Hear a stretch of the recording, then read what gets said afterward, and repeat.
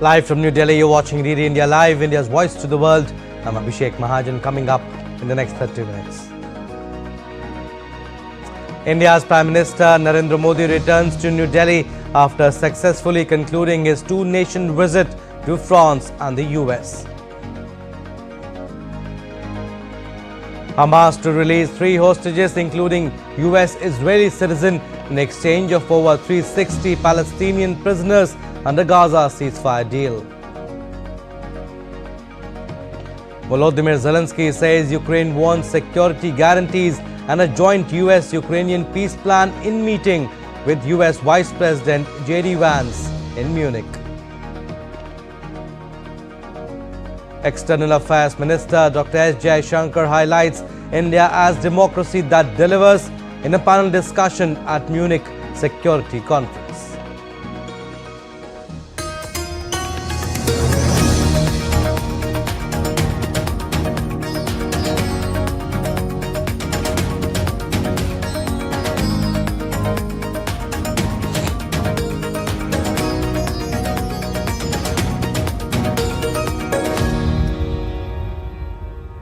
India's Prime Minister Narendra Modi arrived in New Delhi on Friday after successfully completing his two-nation visit to France and the US. During his two-nation visit, the Prime Minister held productive talks with global leaders, reinforcing India's growing presence on the world stage. Prime Minister Narendra Modi called for India and France to be a force for global transformation during his France visit. He had also co-chaired the AI Summit in Paris. PM Modi also held bilateral meeting with French President Emmanuel Macron in port city of Marseille.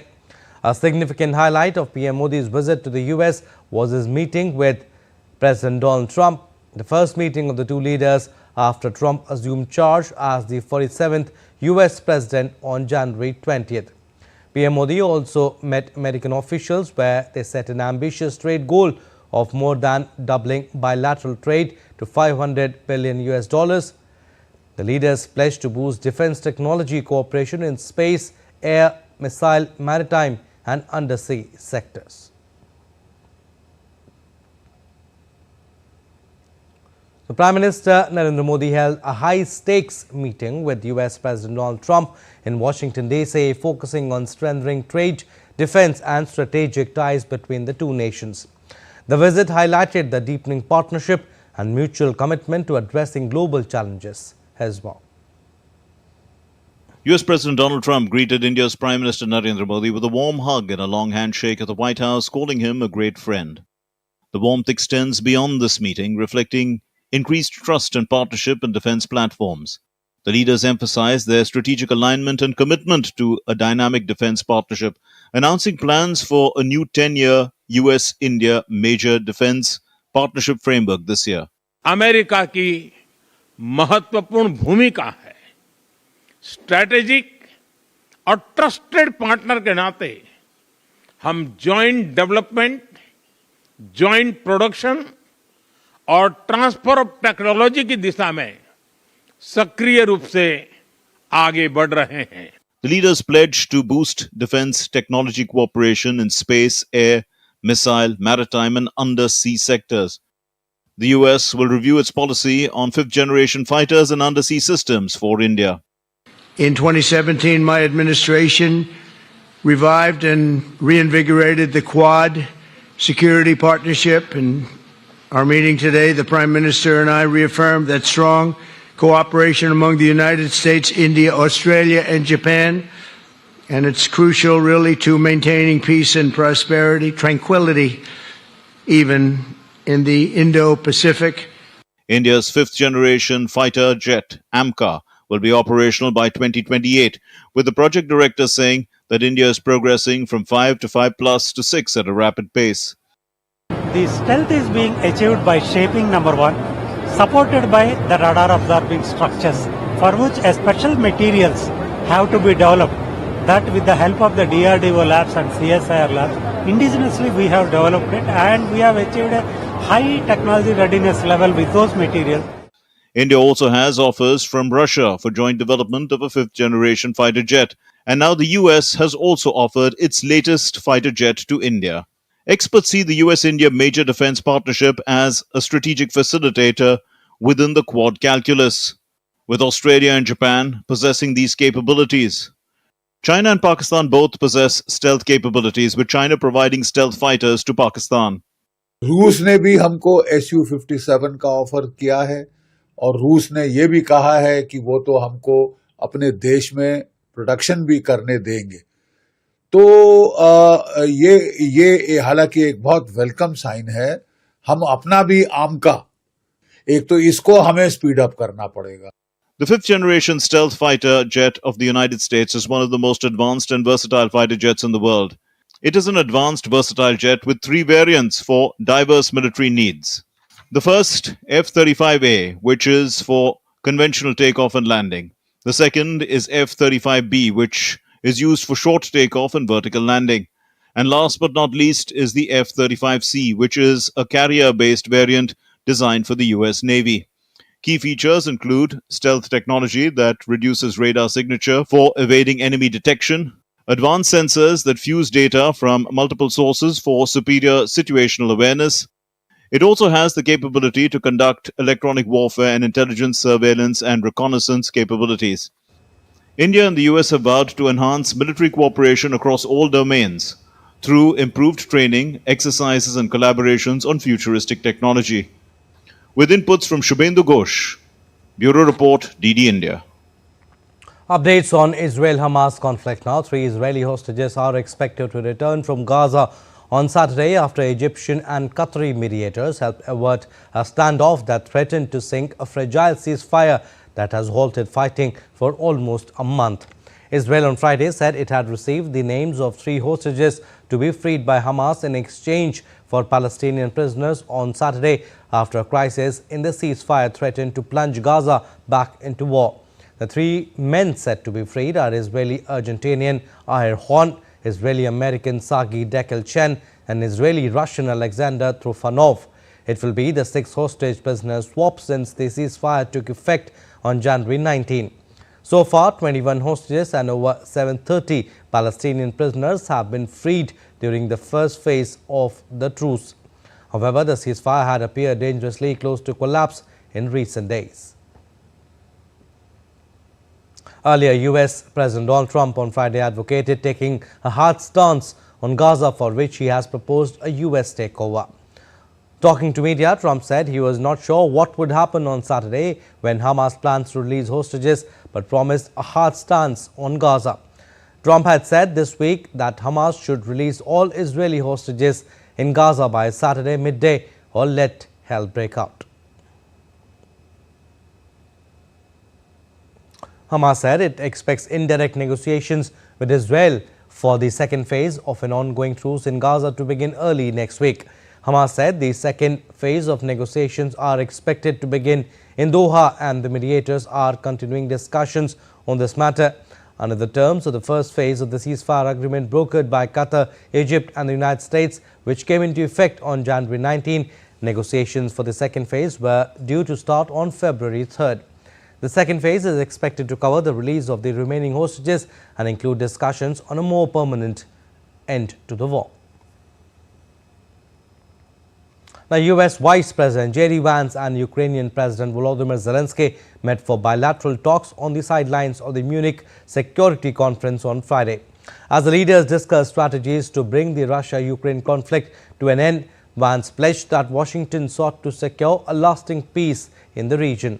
The talks in Munich were seen as a key moment for Kiev as it tries to keep Washington on its side after Trump stunned allies by announcing peace efforts with Russian leader Vladimir Putin. We had a number of fruitful conversations, a number of things for us to follow up and work on. And fundamentally, the goal is, as President Trump outlined it, we want the war to come to a close. We want the killing to stop, but we want to achieve a durable, lasting peace, not the kind of peace that's going to have Eastern Europe in conflict just a couple years down the road. Whereas hailing the talks with the US Vice President, Ukrainian President Zelenskyy said that Ukraine wants security guarantees and a joint US-Ukrainian peace plan. We are very thankful for American support. President Trump, we have good conversation today. Our first meeting, not last, I'm sure, and really what we need to to speak more, to work more, and to prepare the plan how to stop Putin and finish the war. We want peace very much, but we need real security guarantees. Meanwhile, French President Emmanuel Macron on Friday said he assured his Ukrainian counterpart Volodymyr Zelenskyy that it's Ukrainians alone who can drive the discussions for a solid and lasting peace with Russia. Macron in a post on X said, and I quote, "I just spoke with President Zelenskyy. If President Donald Trump can truly convince President Putin to stop the aggression against Ukraine, that is great news. Then it will be the Ukrainians alone who can drive the discussions for a solid and lasting peace. We'll help them in this endeavor, and we Europeans will need to strengthen our collective security and become more autonomous. France will fully play its role in accelerating this process. A stronger and more sovereign Europe. Let's make it happen now. This is the call I made in the Financial Times." And US President Donald Trump said on Friday, Europeans are losing its right to freedom of speech and struggling with immigration as he doubles down on criticizing traditional allies. Trump said Vance's speech at the Munich Security Conference was well received. His comments came after US Vice President J.D. Vance, speaking at the Munich Security Conference in Germany, accused European politicians of censoring free speech. I heard his speech, and he talked about freedom of speech, and I think it's true in Europe. They're losing their wonderful right of freedom of speech. I see it. I mean, I thought he made a very good speech, actually, a very brilliant speech. Yeah. Europe has to be careful. And he talked about immigration. And Europe has a big immigration problem. Just take a look at what's happened with crime. Take a look at what's happening in various parts of Europe. I thought his speech was very well received, actually. I've heard very good remarks. And United States Vice President J.D. Vance has taken aim at European countries during his first international trip, accusing leaders of rollbacks on free speech and migration policies. In a speech at the Munich Security Conference in Germany on Friday, Vance announced that the administration of President Donald Trump would mark a pivot in terms of U.S. relationship with its European allies. Vance adopted a confrontational tone, accusing European politicians of what he said was a fear of their own people, and warned them that the real threat against their democracy was not from Russia or China. Vance said Brussels had shut down social media over hateful content and criticized Germany for posting anti-feminist comments, Sweden for convicting a Christian activist, and United Kingdom for backsliding on religious rights. In Britain and across Europe, free speech, I fear, is in retreat.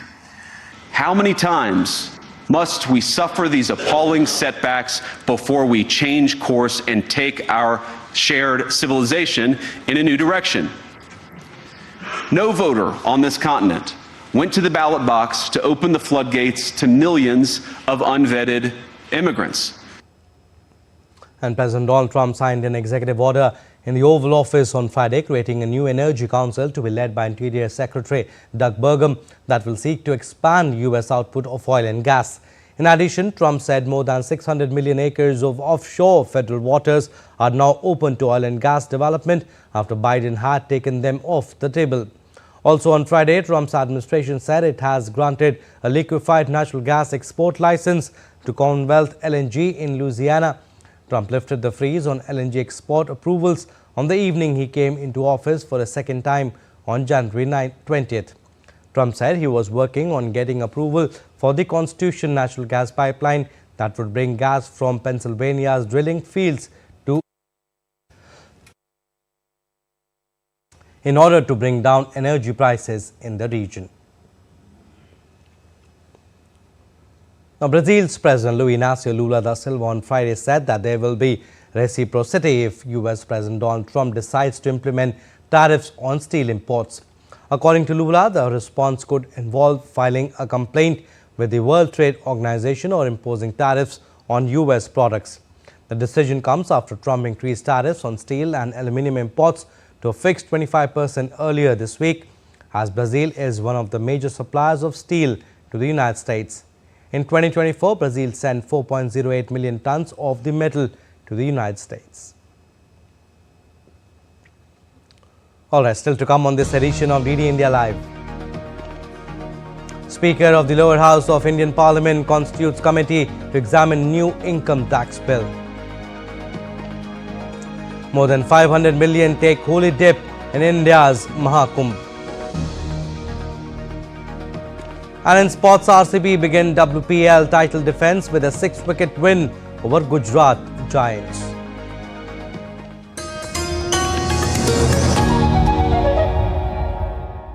Prasar Bharati, in collaboration with IIT Delhi and Software Technology Parks of India, is organising the DD Robocon 2025 this year as well. In this National Robotics Championship, engineering students will get ample opportunities to showcase their ingenuity and potential. The national selection for this championship will be held on the 12th and 13th of July, and the winning team will get an opportunity to participate in the International ABU Robocon Championship to be held in Mongolia in August this year. So, hurry up! The last date of registration is the 16th of February. For more information, log on to www.ddrobocon.iitd.ac.in.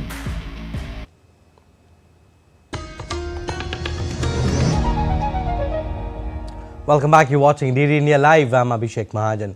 India's External Affairs Minister Dr. EAM Jaishankar on Friday has expressed optimism over the direction of India's democracy at 61st Munich Security Conference in Germany's Munich. Dr. Jaishankar participated in a panel discussion on the topic Live to Vote Another Day, fortifying democratic resilience alongside Norway's Prime Minister Jonas Gahr Store, US Senator Elisa Slotkin and Warsaw Mayor Rafal Trzaskowski. During the panel discussion, Jaishankar spoke how the elections are conducted in India and mentioned about recent elections in Delhi and parliamentary elections held in 2024. At the conference, Dr. EAM Jaishankar also participated in the Ananta Aspen session and shared India's thinking on global engagement, regional strategy and key bilateral partnerships. The theme of this session was Coming of Age, evaluating rising India's security challenges.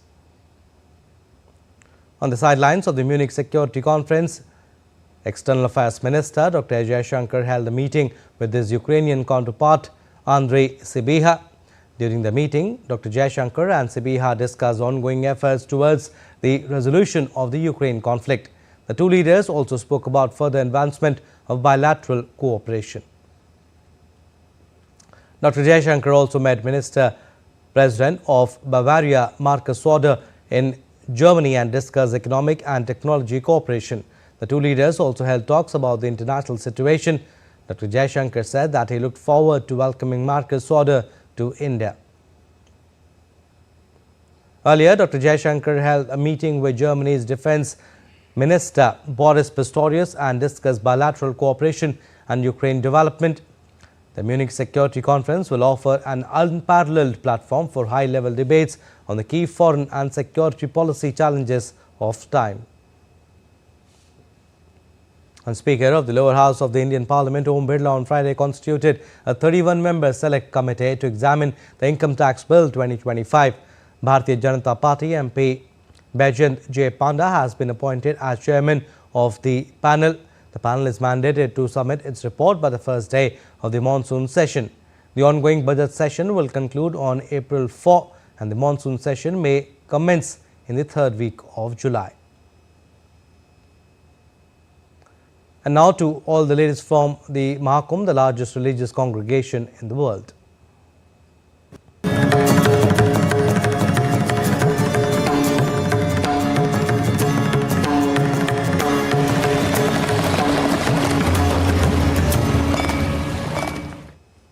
Over 500 million devotees have taken a holy dip at the Triveni Sangam during the ongoing Maha Kumbh till Friday evening. The participation marks the largest congregation in human history for any religious, cultural or social event. The statement from the Uttar Pradesh government added that the footfall at the Hindu pilgrimage has surpassed the population count of all countries except India and China.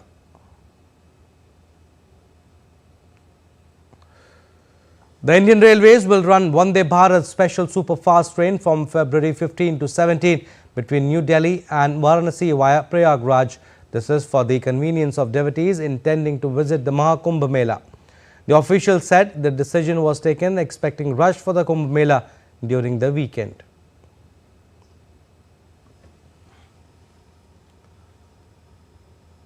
And now starting a business in a new country comes with challenges but also big opportunities. The Indian Embassy in the Netherlands, together with the Eindhoven Indian Community Consortium, has organized the Entrepreneurs Forum, a platform for Indian origin entrepreneurs to connect, learn and grow. From taxes to business regulations, the event covered it all. Here's a report from DD India's Mark Limburg. India and the Netherlands share strong business ties, and today the Indian Embassy is bringing entrepreneurs together here in Eindhoven. The Entrepreneurs Forum is all about networking, knowledge sharing and new opportunities. From government insights to success stories, this event is a hub for Indian origin entrepreneurs looking to grow in the Netherlands, and with a special focus on women-led youth businesses and innovation. It's a chance to connect, collaborate and make an impact. The Netherlands is one of India's top trading partners and investors. A relationship driven by people-to-people connections and an ever-expanding vision for mutual growth. Platforms like today's forum play a vital role in strengthening this bond by bringing together creative minds, industry leaders, and policymakers to explore new frontiers of collaboration. I think this is very important because the Indian community that is here in Netherlands, they actually constitute a segment which is very well educated, they're highly qualified, and also because of the fact that a number of high-tech companies are based here. So this knowledge can be used to create very interesting, very useful collaborations between Netherlands and India. Get your creative juices out and just try and create something which, makes you happy. It starts all with communication and language, making sure you can understand each other. The afternoon continued with inspiring speakers sharing valuable insights on success for Indian origin entrepreneurs in the Netherlands. From taxes to the Chamber of Commerce, the sessions offered practical knowledge and networking opportunities.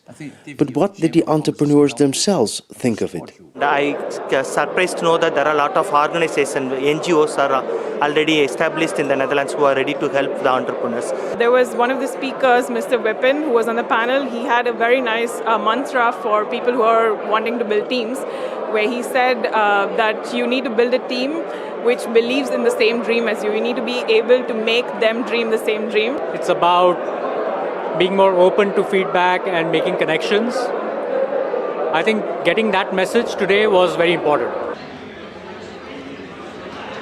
Mark Limburg reporting for DD India in Eindhoven, the Netherlands. Sports now. Royal Challengers Bangalore began their Women's Premier League title defence with a 6-wicket win over Gujarat Giants.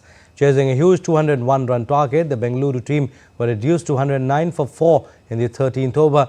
However, Richa Ghosh and Kanika Ahuja staged a stunning fight back to secure RCB a victory in the opening match of the third edition. Richa and Kanika put on an unbeaten 9-3-run partnership as RCB became the first team to chase down a total of 200 or more in the WPL.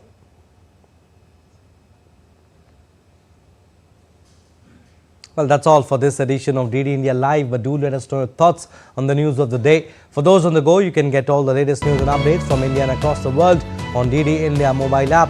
The app is available on both Android and iOS. Scan the QR code on the screen to download now. And we'll be back with more news as it breaks here on DD India. I'm Abhishek Mahajan from all of us here in Delhi. Thanks for watching DD India Live.